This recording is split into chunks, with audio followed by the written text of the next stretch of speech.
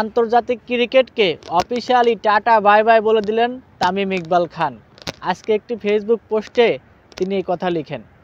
তিনি লিখেন, আমি অনেক চেষ্টা করেছি, এমনকি আমি চিন্তা ভাবনা করে দেখেছি আমার আর এই সময় এসে এই ক্রিকেটে ফিরে আসা সম্ভব নয়।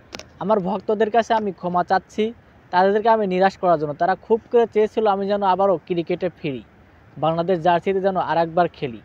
এমনকি বাংলাদেশের ক্যাপ্টেন নাজমুল হোসেন শান্ত তিনিও চেয়েছিলেন যেন আমি ফিরি আবার, অন্তত চ্যাম্পিয়ন ট্রফির জন্য যেন আমি খেলি।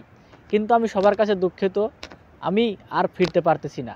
তিনি ফেসবুক পোস্টে এরকমভাবেই লিখে সবাইকে জানান তিনি আর ফিরতেছেন না। বিদায় লিজেন্ড, বিদায় তামিম ইকবাল খান। একেবারেই শেষমেশ আপনি বিদায় নিয়ে নিলেন। আর এইভাবে বিদায় আর কেউ কোনো ভক্তই মেনে নিতে পারবে না, কারণ কমসে কম আপনার মাঠ থেকে বিদায় নেবেন এটাই সবাই চেয়েছিল।